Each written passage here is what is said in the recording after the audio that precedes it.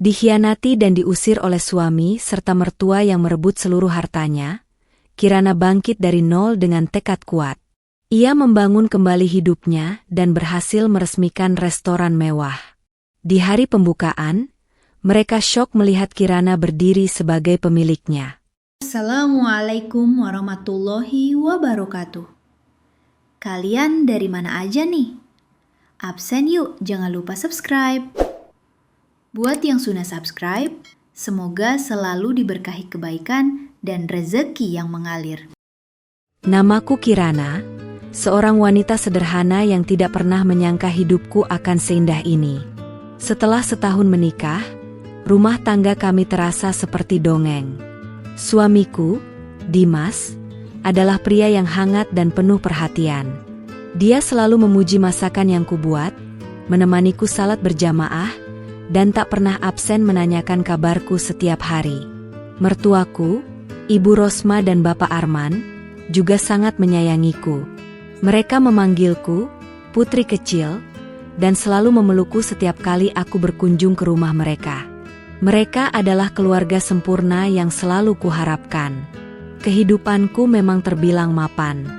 Sebelum menikah, aku bekerja sebagai seorang manajer di perusahaan warisan keluarga, yang kini dikelola oleh paman dan sepupuku setelah kedua orang tuaku meninggal. Awalnya, aku tidak ingin buru-buru menikah, fokus pada karir dan mengurus warisan yang tersisa.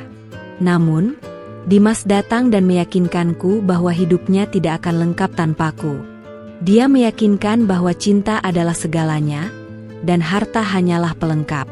Aku jatuh cinta padanya bukan karena hartanya, melainkan ketulusannya. Kecelakaan tragis yang menimpa kedua orang tuaku meninggalkan luka yang sangat dalam, tetapi juga meninggalkan warisan yang cukup besar untukku. Ada beberapa aset berupa tanah, properti, dan uang tunai yang tersimpan di beberapa bank. Jumlahnya tidak main-main, cukup untuk menghidupi 7 turunan.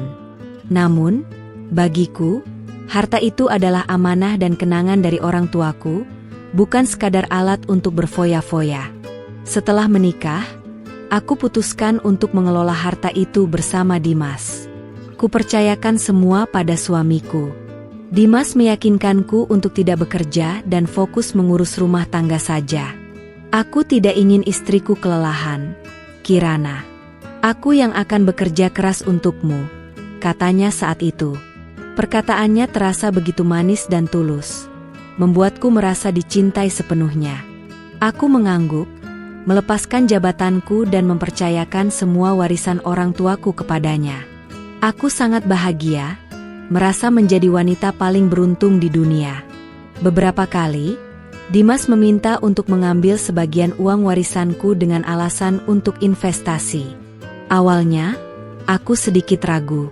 Namun, dia menunjukkan beberapa rencana bisnis yang menjanjikan, lengkap dengan presentasi yang meyakinkan. Setiap kali aku menanyakan kelanjutan investasi, dia selalu memberikan jawaban yang memuaskan. Sabar, sayang, proyek ini sedang dalam proses. Nanti kalau sudah berhasil, kita bisa berlibur kemanapun yang kamu mau, ucapnya sambil mengelus kepalaku. Aku pun kembali percaya.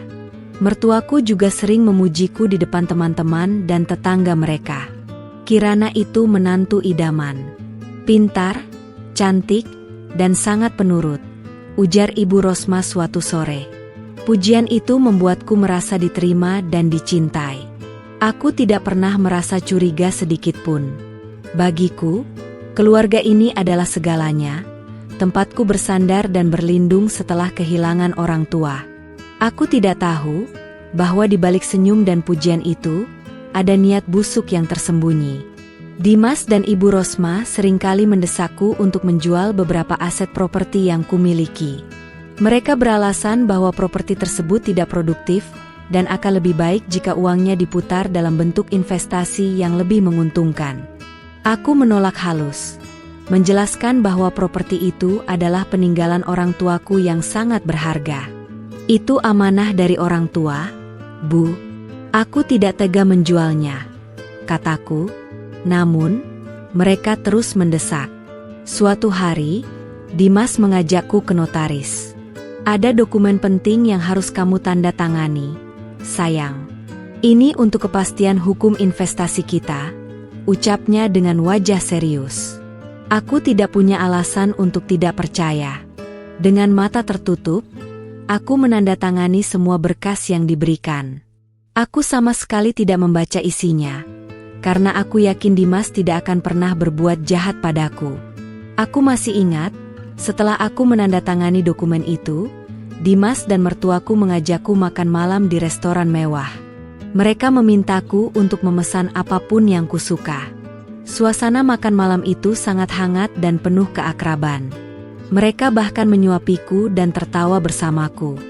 Aku merasa sangat dicintai dan dihargai, tanpa tahu bahwa malam itu adalah malam terakhir aku merasakan kebahagiaan sejati bersama mereka. Hubungan kami semakin erat setelah aku menandatangani dokumen itu. Dimas lebih sering mengajakku jalan-jalan dan membeli barang-barang yang kusuka. Aku merasa dimanjakan dan dicintai. Aku sangat bersyukur memiliki suami dan mertua sebaik mereka. Aku menganggap mereka sebagai malaikat penyelamat yang hadir di tengah kesedihanku. Namun, beberapa hari setelahnya, aku merasakan ada sesuatu yang aneh. Teleponku dari bank terus berdering, menanyakan beberapa transaksi mencurigakan. Aku abaikan karena mengira itu hanyalah penipuan. Aku tidak tahu bahwa kecurigaan itu adalah petunjuk awal dari badai yang akan menghancurkan hidupku.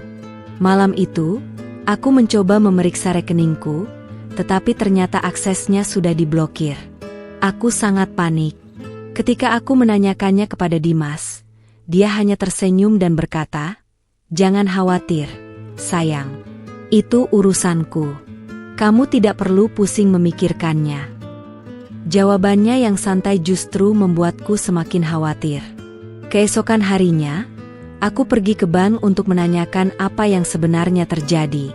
Di sana, aku melihat saldo rekeningku sudah kosong. Semua uang yang kumiliki telah hilang, dipindahkan ke rekening lain. Aku bertanya kepada petugas bank, dan mereka menjelaskan bahwa semua transaksi itu telah disetujui olehku, sesuai dengan dokumen yang telah kutandatangani beberapa waktu lalu. Hatiku hancur, tetapi aku masih mencoba berpikir positif. Mungkin ini semua adalah bagian dari rencana investasi Dimas. Aku mencoba menghubungi Dimas, tetapi dia tidak mengangkat teleponku. Aku pulang dengan hati hampa, menunggu suamiku menjelaskan semuanya. Aku berharap ini semua hanyalah kesalahpahaman. Kecurigaan itu dimulai dengan hal-hal kecil yang tadinya tidak kumasuki ke dalam hati. Dimas mulai sering pulang malam. Dulu, dia selalu mengirim pesan setiap jam untuk memberitahuku kegiatannya. Tapi kini pesan-pesan itu semakin jarang datang. Ketika kutanya alasannya, dia selalu menjawab bahwa pekerjaannya sedang padat-padatnya. Aku mencoba percaya, bahkan menyiapkan masakan kesukaannya setiap malam, berharap ia bisa menikmati hidangan yang kusajikan. Perhatiannya terhadapku juga mulai berkurang. Panggilan sayang yang dulu selalu keluar dari bibirnya kini terasa hambar. Saat aku mencoba bercerita tentang hariku, dia hanya menanggapi dengan gumaman singkat. Ketika aku menanyakan hal itu, dia hanya beralasan kelelahan dan butuh istirahat. Aku tidak marah, malah merasa iba dan berusaha untuk lebih mengerti kondisinya. Aku memijat kakinya, menyiapkan teh hangat, dan memastikan dia bisa tidur nyenyak. Mertuaku juga berubah. Awalnya, mereka selalu menyambutku dengan pelukan dan senyuman, tetapi kini mereka terlihat dingin dan acuh.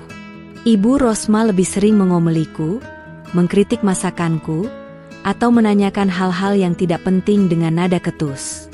Bapak Arman yang dulunya ramah kini lebih sering diam. Aku merasa aneh, tetapi mencoba berprasangka baik. Mungkin mereka sedang memiliki masalah, pikirku. Suatu hari, saat aku hendak mengambil dokumen di lemari kerja Dimas, tak sengaja sebuah map jatuh dan isinya berhamburan. Aku terkejut melihat sebuah akta jual beli atas properti orang tuaku. Properti yang selalu kutolak untuk dijual itu, kini sudah berpindah tangan. Aku gemetar, mengambil dokumen itu dan membacanya. Nama Dimas dan Ibu Rosma tertera sebagai pihak pembeli. Air mataku langsung mengalir. Aku tidak tahu apa yang harus kulakukan. Seluruh tubuhku terasa dingin. Aku mencoba menghubungi Dimas, tetapi teleponnya lagi-lagi tidak aktif. Aku memutuskan untuk menunggu di rumah, berharap dia akan pulang dan menjelaskan semuanya. Aku ingin dia bilang bahwa ini semua hanyalah lelucon, atau mungkin sebuah kesalahan. Beberapa jam kemudian, Dimas pulang. Wajahnya terlihat lelah, tetapi ada senyuman aneh di bibirnya. Aku langsung menghampirinya, menunjukkan dokumen yang kutemukan. Dimas, apa ini? Kenapa kamu jual properti orang tuaku? Tanyaku dengan suara bergetar. Dia hanya diam, menatapku dengan tatapan kosong. Tiba-tiba, Ibu Rosma dan Bapak Arman datang. Mereka berdiri di belakang Dimas, dengan ekspresi yang sulit kubaca. Ibu Rosma menatapku dengan sinis. Kenapa, Kirana? Kaget? Kenapa kamu tidak percaya kepada suamimu sendiri? Tanyanya dengan nada mengejek. Aku menatapnya tidak mengerti. Maksud ibu apa? Aku tidak mengerti. Jawabku, air mataku sudah membasahi pipi. Dimas hanya diam, tidak membela atau menjelaskan apapun. Dia hanya menunduk, seolah-olah dia telah melakukan dosa besar. Bapak Arman akhirnya angkat bicara. Sudahlah, Nak, kamu sudah dewasa. Kamu pasti sudah tahu jawabannya, katanya dengan nada dingin. Kata-kata itu menusuk hatiku lebih dalam. Apa maksudnya? Ibu Rosma tertawa kecil. Kamu pikir kami menikahimu karena apa? Tentu saja karena harta warisanmu itu. Bodoh. Kami ini orang kaya, tapi tidak ingin bekerja keras. Kami hanya ingin menikmati hidup. Dan kamu, wanita lugu ini, adalah target yang sempurna, katanya dengan tawa yang mengerikan. Dunia seolah-olah runtuh. Aku menatap Dimas dengan tatapan memohon. Aku berharap dia akan membantah semua perkataan ibunya. Namun, dia hanya diam, matanya kosong. Aku tahu, ini semua adalah jebakan yang mereka rencanakan. Dimas, suamiku, adalah bagian dari jebakan ini. Dan sekarang, kami sudah tidak membutuhkanmu lagi. Semua hartamu sudah kami miliki. Kamu bisa pergi, kata Ibu Rosma. Dia mengambil koper yang telah disiapkan, melemparkannya ke depanku. Pergilah. Kamu sudah tidak berguna lagi di sini, katanya. Aku tidak bisa berkata-kata. Lidahku keluh. Aku hanya bisa menangis, menatap suamiku yang hanya diam. Aku tidak pernah membayangkan bahwa orang yang paling kucintai dan kupercaya, justru orang yang paling melukaiku. Aku mengambil koperku dengan tangan gemetar. Aku tidak punya apa-apa lagi. Hartaku, rumahku, suamiku, semuanya sudah hilang. Aku keluar dari rumah itu dengan air mata yang terus mengalir, dan hati yang hancur. Aku tidak tahu harus kemana. Diusir dari rumah tanpa uang sepeser pun adalah pukulan telak bagiku. Aku berjalan menyusuri jalanan yang ramai, koper di tanganku terasa berat, seberat hatiku yang hancur. Langit malam seolah ikut meratap bersamaku, menaburkan hujan gerimis yang dingin dan menusuk. Aku tidak punya tujuan, tidak tahu harus kemana. Aku mencoba menghubungi sahabat-sahabat lamaku, tapi tidak ada satupun yang bisa membantuku. Mereka semua sudah sibuk dengan kehidupan masing-masing. Aku tidak menyalahkan mereka. Aku yang terlalu bodoh, terlalu asyik dengan duniaku sendiri sampai-sampai melupakan mereka. Aku memutuskan untuk pergi ke rumah pamanku, satu-satunya kerabat yang kumiliki. Namun, aku ragu. Aku takut mereka akan menanyaiku tentang apa yang terjadi, dan aku tidak siap untuk menceritakannya. Aku tidak ingin mereka tahu bahwa aku sudah bangkrut, dan bahwa suamiku telah mengkhianatiku. Aku akhirnya singgah di sebuah warung kopi kecil. Aku memesan secangkir kopi, menggunakan uang terakhir yang ada di dompetku. Aku duduk di sana selama berjam-jam, memikirkan apa yang harus kulakukan. Aku ingin pulang, tetapi aku tahu aku sudah tidak punya rumah. Aku teringat akan masa-masa indah bersama Dimas. Dia pernah berjanji akan menjagaku selamanya. Dia pernah berkata bahwa aku adalah satu-satunya wanita di hatinya.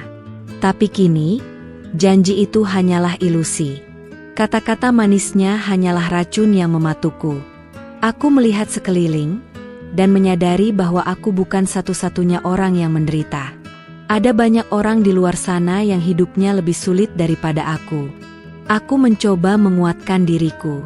Aku tidak boleh menyerah. Aku harus bangkit, demi orang tuaku. Aku memutuskan untuk menjual koperku. Di dalamnya ada beberapa baju dan perhiasan yang masih tersisa. Aku menjualnya ke toko barang bekas, dan uangnya cukup untuk menyewa kamar di sebuah penginapan murah. Aku tidak peduli lagi. Yang penting, aku punya tempat untuk tidur. Keesokan harinya, aku bangun pagi-pagi.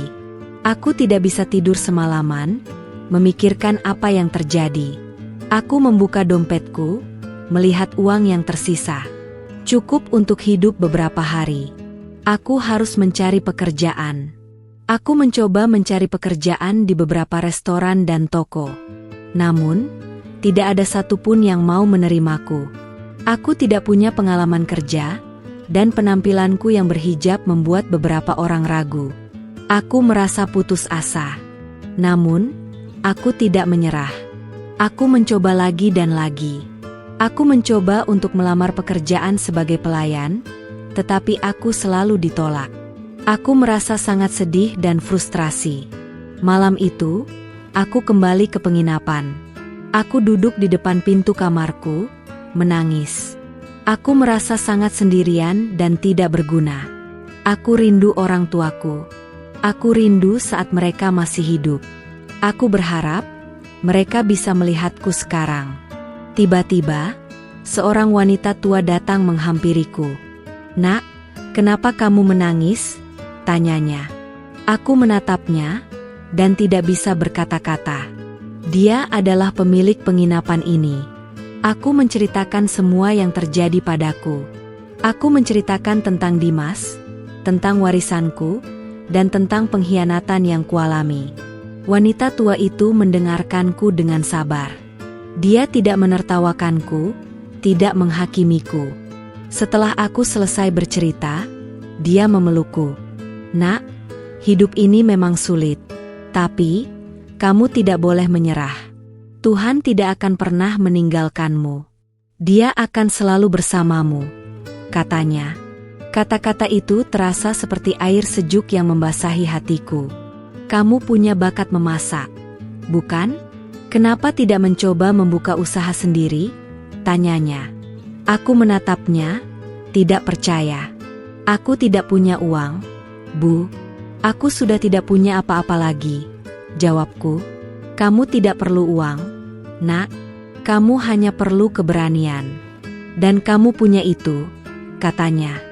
Dia memberiku kunci sebuah kamar kosong di penginapannya. "Kamu bisa pakai kamar ini untuk jualan. Aku tidak akan meminta bayaran apa-apa. Anggap saja ini sebagai hadiah dariku," katanya. Aku tidak bisa berkata-kata. Aku hanya bisa menangis, memeluknya erat-erat. Aku sangat berterima kasih. Aku merasa Tuhan telah mengirimkan malaikat untukku.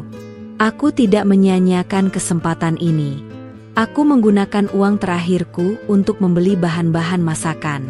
Aku memasak nasi goreng, mie goreng, dan beberapa hidangan lain yang sederhana. Aku menaruhnya di depan kamar, dengan spanduk kecil bertuliskan, "Nasi goreng Bu Kirana." Malam itu, aku menjual semua makananku. Aku tidak menyangka bahwa orang-orang akan menyukai masakanku. Mereka memuji masakanku dan memintaku untuk membuat lebih banyak lagi. Aku merasa sangat bahagia. Aku menyadari bahwa hidup ini tidak selalu tentang uang. Hidup ini adalah tentang keberanian untuk bangkit, tentang keberanian untuk berjuang. Dan aku, Kirana, tidak akan menyerah. Aku akan bangkit demi diriku sendiri. Sejak malam itu, hidupku berubah. Setiap hari, aku bangun pagi-pagi, pergi ke pasar untuk membeli bahan-bahan, lalu memasak hingga larut malam. Aku tidak peduli dengan lelah, yang penting aku bisa menyambung hidup. Hidangan yang kujual semakin banyak. Selain nasi goreng dan mie goreng, aku juga mulai membuat ayam bakar, sate, dan hidangan lain yang populer. Pelangganku semakin banyak.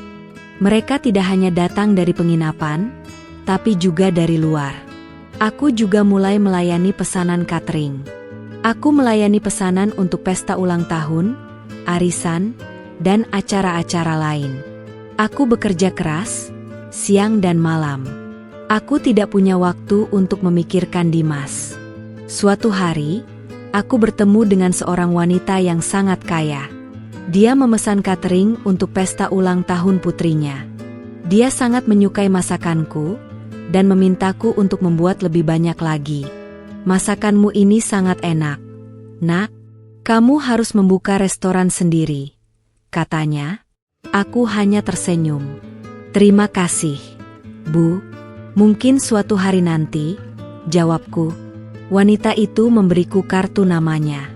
Dia adalah pemilik sebuah perusahaan properti. Dia memberitahuku bahwa dia bisa membantuku untuk mendapatkan pinjaman dari bank. Aku tidak tahu apakah ini adalah kesempatan atau ujian.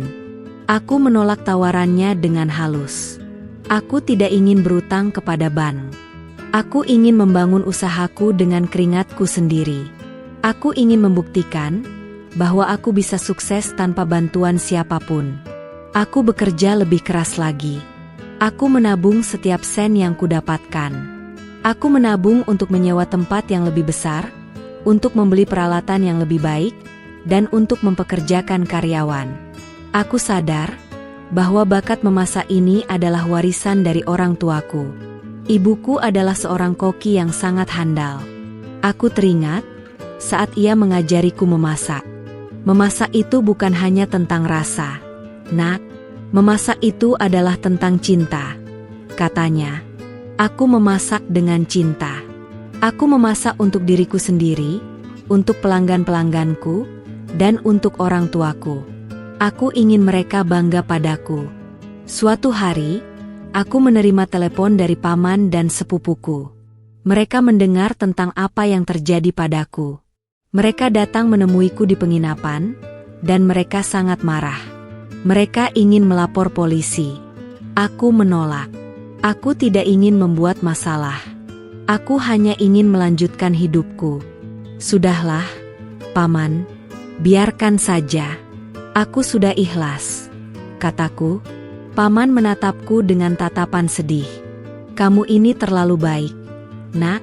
Mereka tidak pantas mendapatkanmu, katanya. Mereka memberiku uang, tetapi aku menolak. Paman, aku tidak butuh uang. Aku hanya butuh dukungan kalian, kataku. Paman memelukku, dan aku tahu bahwa aku tidak sendirian. Aku melanjutkan usahaku. Aku menyewa sebuah ruko kecil. Aku mendekorasi ruko itu dengan tanganku sendiri. Aku membeli peralatan dapur yang sederhana. Aku juga merekrut 2 orang karyawan.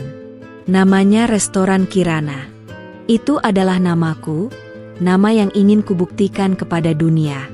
Restoran ini adalah lambang kebangkitanku, lambang keberanianku. Restoran Kirana dibuka. Awalnya, tidak ada banyak pelanggan. Tapi, aku tidak menyerah. Aku terus mempromosikan restoranku di media sosial, dan membuat promosi yang menarik. Akhirnya, usahaku membuahkan hasil. Restoran Kirana menjadi sangat populer.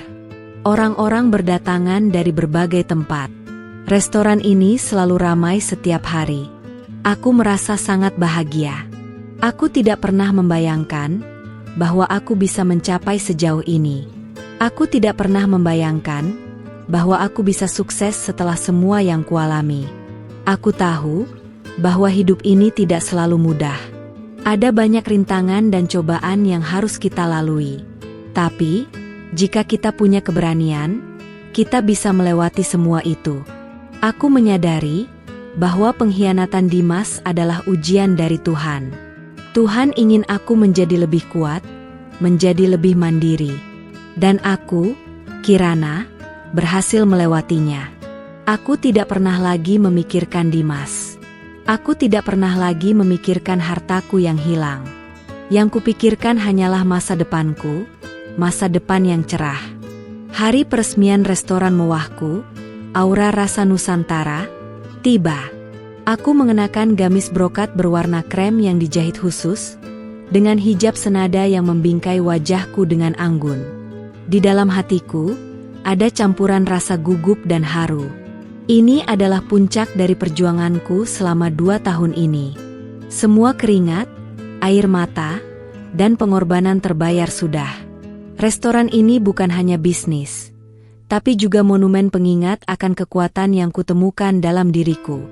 Di depan gerbang restoran, karangan bunga berjejer rapi, memenuhi trotoar dengan ucapan selamat dari para kolega, sahabat, dan bahkan beberapa pejabat yang kini menjadi kenalanku. Aku tidak menyangka, orang-orang yang dulu meremehkanku kini datang untuk memberikan selamat. Aku tersenyum, menyambut mereka satu persatu, sambil membayangkan betapa bahagianya kedua orang tuaku jika mereka bisa melihatku sekarang. Seorang asistenku menghampiri. "Mbak Kirana, ini ada tamu spesial di VIP 1. Aku mengangguk, lalu bergegas menuju ruangan yang dimaksud. Jantungku berdebar kencang. Aku penasaran, siapa yang datang? Aku membuka pintu ruangan VIP 1, dan mataku langsung tertuju pada seorang wanita parubaya yang sedang duduk dengan angkuh. Dia adalah Ibu Rosma, mantan mertuaku. Di sampingnya, duduk seorang pria dengan wajah yang tak asing. Dia adalah Bapak Arman.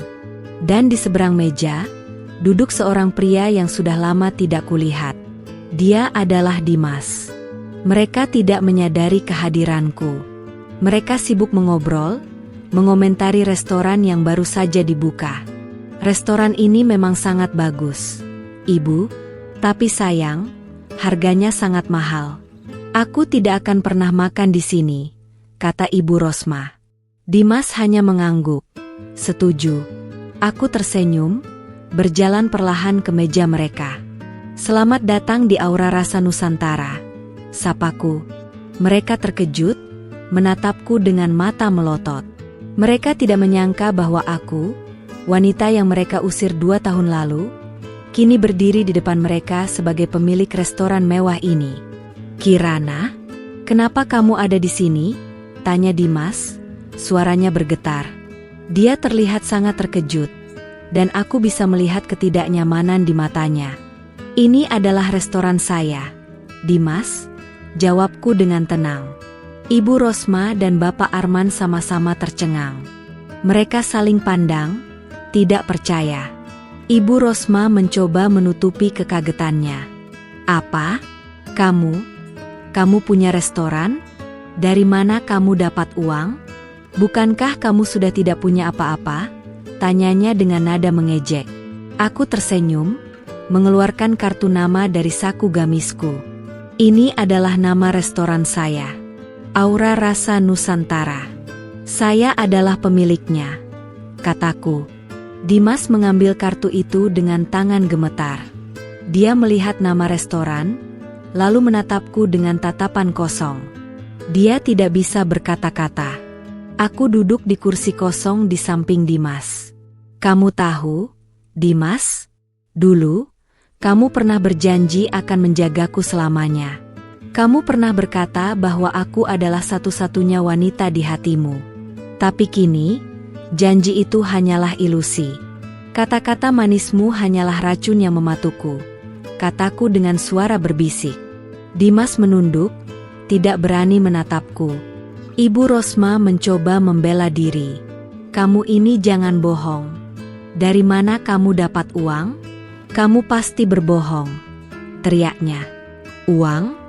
Uang yang saya dapatkan dari kerja keras, Ibu. Uang yang saya dapatkan dari bakat yang Tuhan berikan. Bukan dari warisan orang lain, jawabku. Aku menatap mereka satu persatu. Kalian tahu, pengkhianatan kalian adalah pelajaran terbaik dalam hidupku. Kalian mengajariku bahwa tidak semua orang bisa dipercaya. Kalian mengajariku bahwa aku bisa menjadi lebih kuat, menjadi lebih mandiri, kataku. Air mataku mulai mengalir. Tetapi kali ini bukan air mata kesedihan, melainkan air mata kebahagiaan. Aku bahagia karena aku berhasil. Aku bahagia karena aku berhasil membuktikan kepada mereka bahwa aku bisa bangkit. Dan sekarang, saya akan memberikan kalian kesempatan untuk makan di restoran saya. Gratis. Anggap saja ini sebagai hadiah dari saya, kataku. Mereka terkejut, tidak menyangka bahwa aku akan memberikan tawaran seperti itu. Bagaimana, Dimas? Apakah kamu mau? Atau kamu sudah tidak punya selera? Tanyaku. Dimas menatapku, matanya penuh penyesalan. Dia terlihat sangat sedih. Kirana, aku minta maaf, katanya. Aku tersenyum. Maaf? Kamu pikir kata maaf bisa mengembalikan semua yang sudah hilang? Maaf? Maaf tidak akan membuat orang tuaku kembali. Maaf tidak akan membuatku kembali seperti dulu, kataku. Aku bangkit dari kursiku. Silakan nikmati hidangan kalian. Dan jika kalian butuh apa-apa, jangan ragu untuk menghubungi saya. Saya akan dengan senang hati membantu kalian, kataku, lalu pergi meninggalkan mereka. Aku keluar dari ruangan itu, air mataku terus mengalir. Aku sangat bahagia. Aku merasa, beban yang selama ini kupikul di pundakku, kini sudah hilang. Aku melihat sekeliling, dan menyadari bahwa aku bukan lagi wanita yang lemah dan rapuh. Aku adalah Kirana, seorang wanita yang kuat, mandiri, dan berani. Setelah meninggalkan mereka di ruang VIP, aku kembali ke area utama restoran. Pesta peresmian berjalan meriah. Para tamu sibuk mengobrol, menikmati hidangan, dan berfoto. Aku mencoba mengendalikan emosiku, menampilkan senyum terbaikku di depan para tamu. Namun, pikiranku terus kembali ke ruangan VIP. Aku bertanya-tanya, apa yang mereka rasakan sekarang? Beberapa saat kemudian, seorang pelayan menghampiriku. Mbak Kirana, ada tamu yang mau bertemu, katanya. Aku mengangguk, lalu bergegas menuju meja yang ditunjukkan. Di sana, duduk seorang pria paruh-baya yang sudah lama tidak kulihat. Dia adalah Pak Hendra, mantan manajer di perusahaan warisan keluargaku. Kirana, selamat atas peresmian restoranmu, katanya. Aku tersenyum, memeluknya erat-erat. Terima kasih, Pak. Ini semua berkat bantuan Bapak, jawabku. Pak Hendra menatapku dengan tatapan sedih. Aku sangat menyesal. Nak, aku tidak tahu bahwa Dimas dan keluarganya akan melakukan hal itu. Aku seharusnya lebih berhati-hati, katanya. Sudahlah, Pak, itu sudah takdir. Aku tidak menyalahkan siapapun, jawabku. Kami mengobrol selama beberapa jam. Pak Hendra menceritakan banyak hal yang tidak ku ketahui. Dia menceritakan bahwa Dimas dan keluarganya sudah lama mengincar warisanku. Mereka bahkan pernah mencoba untuk memalsukan tanda tanganku, tetapi tidak berhasil. Mereka sudah merencanakan semua ini sejak lama, Kirana. Mereka sudah tahu bahwa kamu adalah target yang sempurna. Kamu terlalu baik, terlalu lugu, katanya. Aku hanya diam, mendengarkan semua yang dikatakannya. Aku tidak bisa berkata-kata. Aku tidak pernah menyangka bahwa kebusukan mereka sudah sejauh ini. Tiba-tiba, seorang pelayan datang menghampiri kami. Mbak Kirana, ada tamu yang ingin bicara dengan Mbak, katanya. Aku mengangguk, lalu bergegas menuju pintu masuk restoran. Di sana, aku melihat Dimas, Ibu Rosma, dan Bapak Arman. Mereka sedang berdiri, dikelilingi oleh para tamu yang penasaran. Mereka terlihat sangat malu dan canggung. Kirana, kami ingin bicara denganmu, kata Dimas. Suaranya bergetar. Aku menatapnya dengan tatapan kosong. Ada apa? Tanyaku. Kami ingin meminta maaf, Kirana. Kami sangat menyesal, katanya. Aku tersenyum. Maaf? Kenapa kamu minta maaf? Bukankah kamu sudah mendapatkan apa yang kamu mau? Tanyaku. Ibu Rosma mencoba untuk ikut bicara. Kirana, kami tahu kami salah. Kami sangat menyesal, katanya. Aku menatapnya dengan tajam. Menyesal? Kenapa kalian menyesal? Bukankah kalian sudah mendapatkan semua harta yang kalian inginkan? Bukankah kalian sudah puas? Tanyaku. Bapak Arman hanya diam. Dia tidak berani menatapku. Kalian tahu? Harta yang kalian rebut dari saya tidak akan pernah bisa membuat kalian bahagia.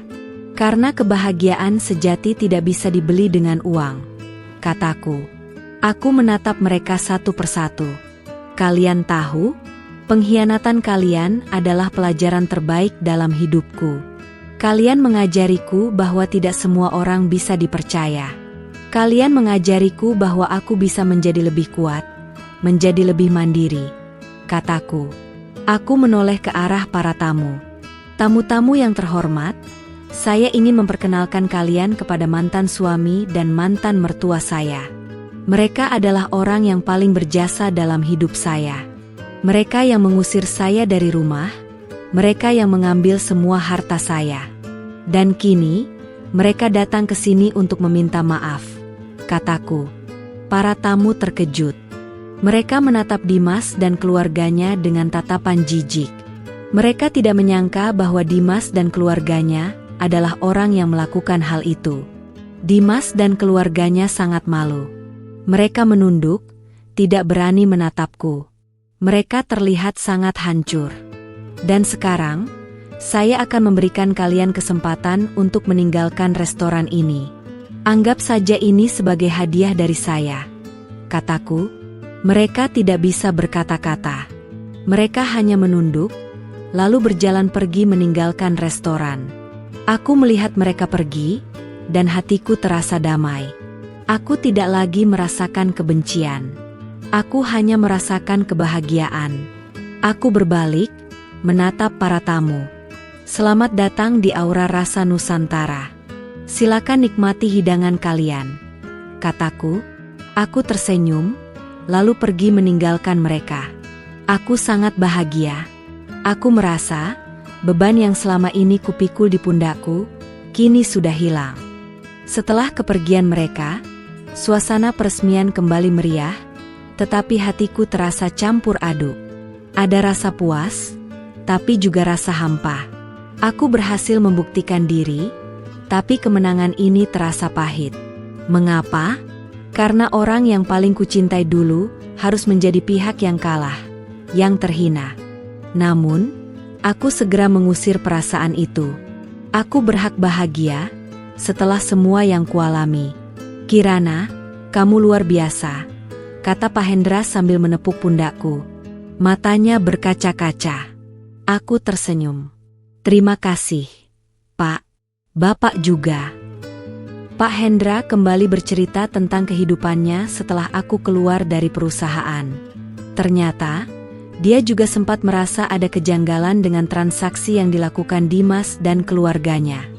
Dia bahkan pernah mencoba menghubungiku, namun tidak berhasil karena nomorku sudah berganti. Mereka itu memang licik, Kirana. Mereka seolah tahu semua gerakan kita. Mereka bahkan mengganti semua kontakmu di perusahaan agar tidak bisa dihubungi. Jelasnya. Aku menelan ludah. Ternyata, pengkhianatan ini begitu terstruktur. Bukan hanya sekadar rencana dadakan.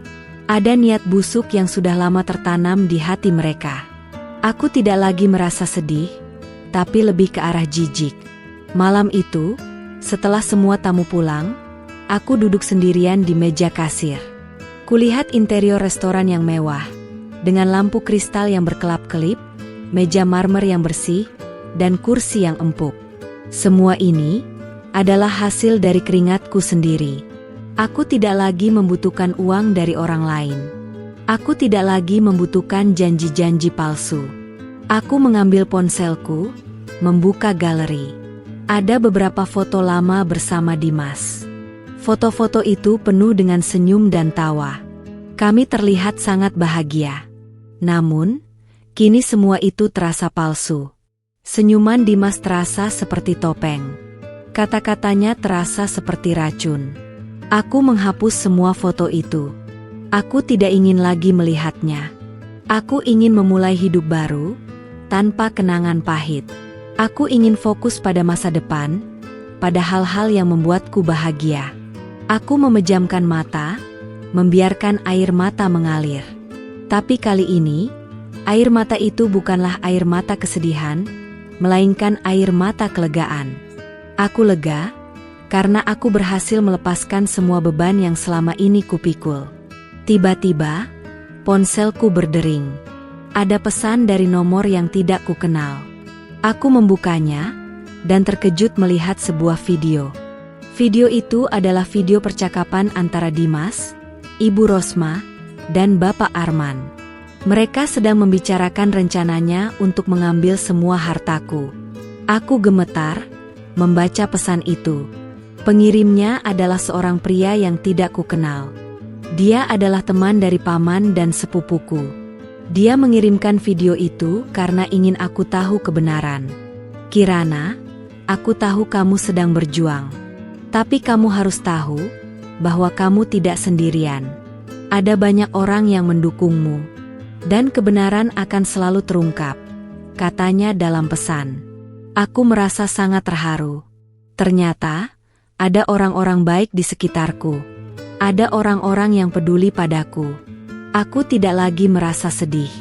Aku merasa sangat bahagia. Aku merasa Tuhan telah memberikan kejutan yang luar biasa. Aku tidak tahu apa yang akan terjadi selanjutnya.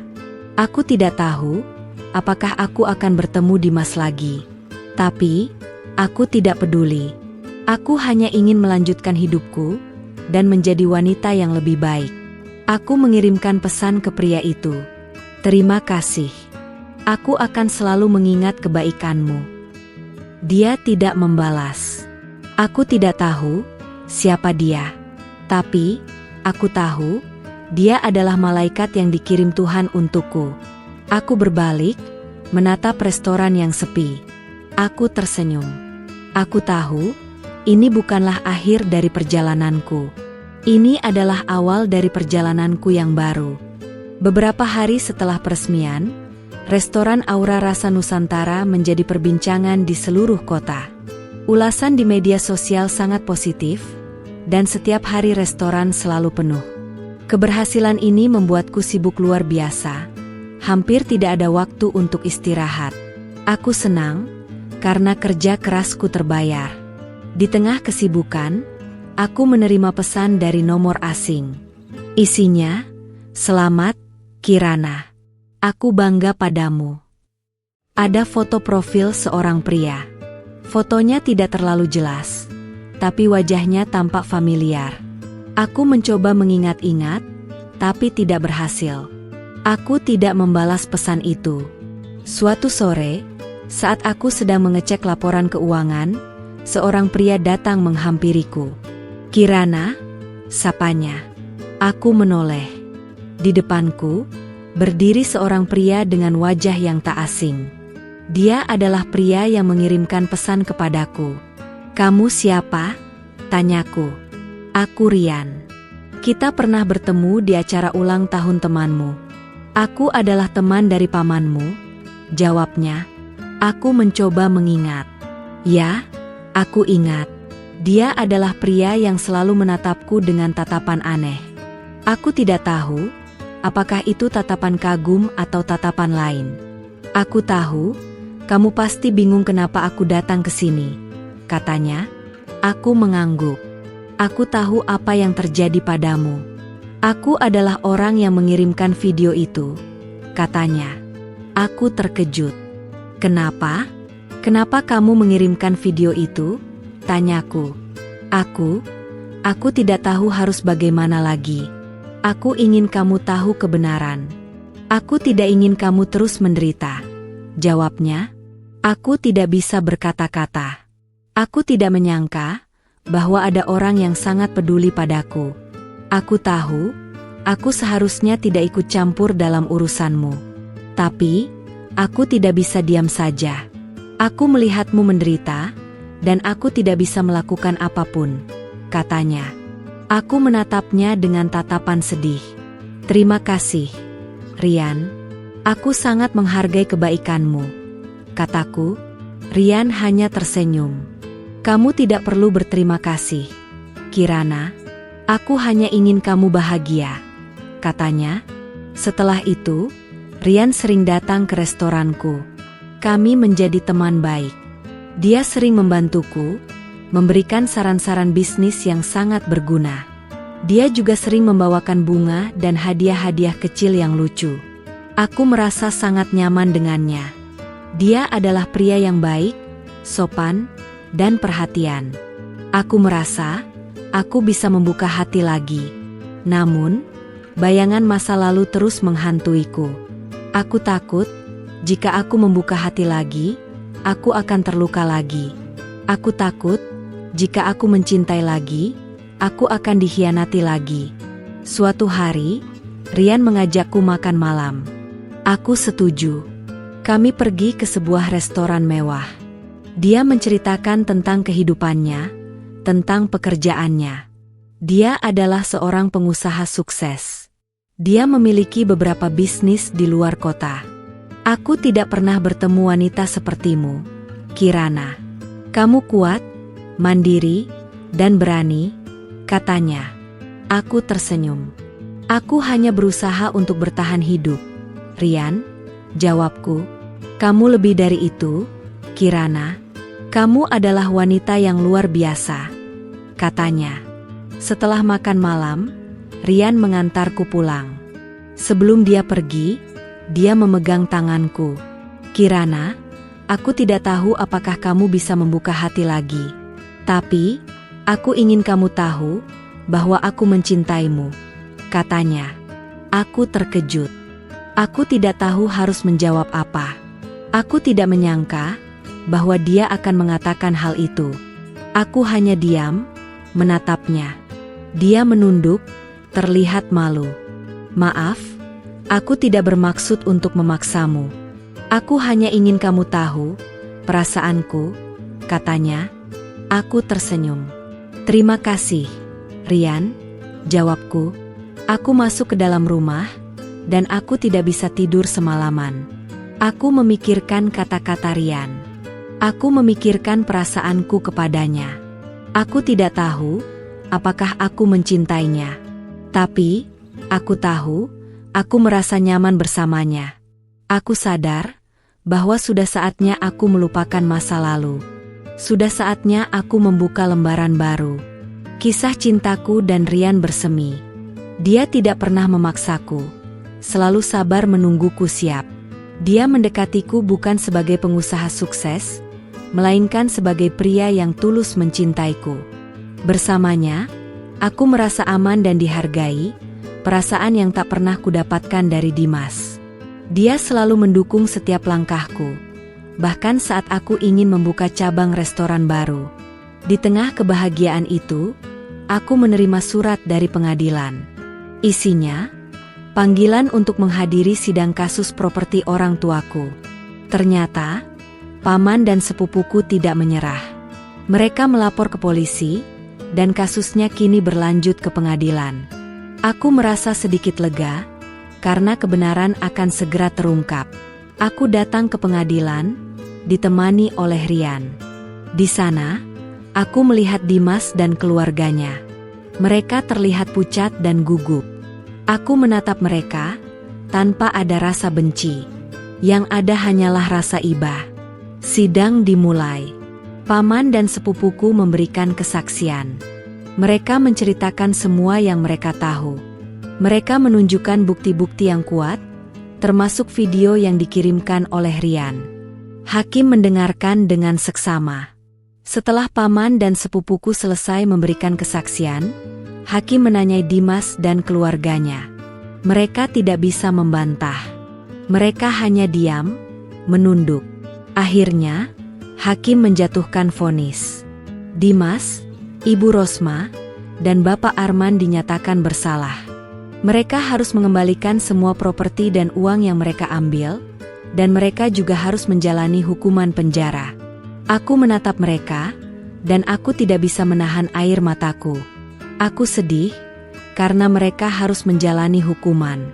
Tapi aku juga bahagia, karena kebenaran akhirnya terungkap. Setelah sidang selesai, Rian mengajakku makan siang. Kami pergi ke restoran di dekat pengadilan.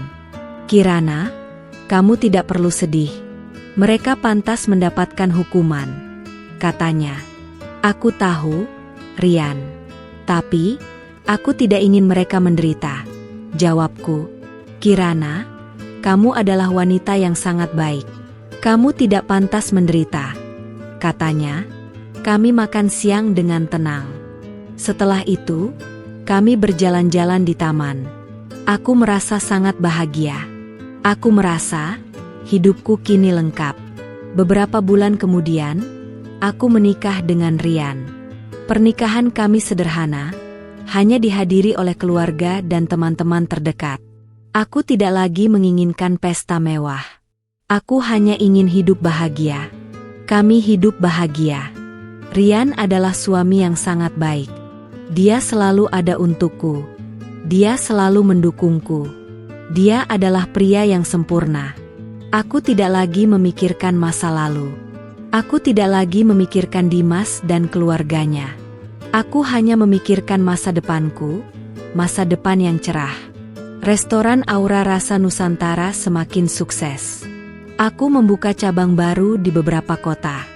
Aku juga mulai membuat yayasan untuk membantu wanita-wanita yang senasib denganku. Aku menyadari bahwa hidup ini adalah tentang memberi. Aku ingin membagikan kebahagiaanku kepada orang lain. Aku ingin membantu mereka, agar mereka juga bisa bahagia. Aku memandang ke depan, ke masa depan yang cerah. Aku tahu, hidup ini tidak selalu mudah. Ada banyak rintangan dan cobaan yang harus kita lalui. Tapi, jika kita punya keberanian, kita bisa melewati semua itu. Aku menyadari bahwa pengkhianatan Dimas adalah pelajaran terbaik dalam hidupku. Tuhan ingin aku menjadi lebih kuat, menjadi lebih mandiri. Dan aku, Kirana, berhasil melewatinya. Kehidupan rumah tanggaku bersama Rian terasa seperti surga di bumi. Ia adalah pendamping sejati yang selalu menemaniku dalam suka maupun duka. Dukungannya tak pernah putus. Bahkan saat aku memutuskan untuk memperluas bisnis restoran dan membangun yayasan sosial. Kami adalah tim yang solid, saling melengkapi. Aku merasa, inilah arti cinta sejati yang sesungguhnya. Suatu sore, saat aku sedang meninjau proyek pembangunan cabang restoran di sebuah kawasan elit, aku tak sengaja berpapasan dengan Ibu Rosma. Penampilannya sangat berbeda. Rambutnya yang dulu terawat kini acak-acakan. Wajahnya terlihat tua dan keriput. Ia mengenakan pakaian yang lusuh. Dia tidak lagi terlihat angkuh dan sombong. Ia melihatku, lalu menunduk. Aku merasa iba. Aku tidak lagi membencinya. Aku hanya merasa kasihan. Aku berjalan menghampirinya. "Ibu, apa kabar?" tanyaku. Ia terkejut, menatapku dengan tatapan kosong. "Kirana, kamu baik-baik saja?" tanyanya. "Ya, Bu. Alhamdulillah," jawabku. Ia menangis. "Kirana, maafkan Ibu. Maafkan kami," katanya dengan suara bergetar. Aku memeluknya. "Sudahlah, Bu. Semua sudah berlalu. Saya sudah memaafkan Ibu," kataku. Ia memelukku erat-erat. "Kamu memang menantu terbaik, Kirana. Kamu pantas bahagia," katanya. Aku tersenyum. "Ibu juga pantas bahagia. Ibu bisa memulai hidup baru," kataku. Aku memberikan uang kepadanya. "Ini, Bu. Ambil ini," Gunakan untuk memulai hidup baru, kataku. Ia menolak. Tidak, Nak. Saya tidak pantas menerima ini, katanya. Ambil, Bu. Saya ikhlas, kataku. Akhirnya, ia menerima uang itu. Ia menangis, memelukku lagi. Terima kasih, Nak. Terima kasih, katanya. Aku memeluknya, lalu berjalan pergi meninggalkan dia. Aku tidak tahu apa yang akan terjadi padanya. Tapi, aku berharap ia bisa hidup bahagia. Aku tidak lagi membenci Dimas dan keluarganya. Aku memaafkan mereka, dan aku melupakan masa lalu. Aku hanya ingin fokus pada masa depanku, pada hidupku yang baru. Aku kembali ke rumah. Aku melihat Rian sedang bermain dengan anak-anak kami. Ya, aku punya 2 anak yang lucu dan menggemaskan. Mereka adalah anugerah terindah yang Tuhan berikan kepadaku. Aku tersenyum, memeluk Rian. Aku sangat mencintaimu, Rian, bisikku. Aku juga, Kirana. Aku sangat mencintaimu, jawabnya. Kami hidup bahagia. Restoran Aura Rasa Nusantara semakin sukses. Yayasan sosialku juga semakin berkembang. Aku tidak pernah lagi memikirkan masa lalu. Aku tahu, hidup ini tidak selalu mudah. Ada banyak rintangan dan cobaan yang harus kita lalui. Tapi, jika kita punya keberanian, kita bisa melewati semua itu.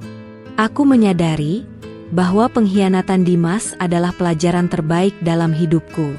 Tuhan ingin aku menjadi lebih kuat, menjadi lebih mandiri. Dan aku, Kirana, berhasil melewatinya. Aku tidak lagi menjadi wanita yang lemah dan rapuh. Aku adalah Kirana, seorang wanita yang kuat, mandiri, dan berani.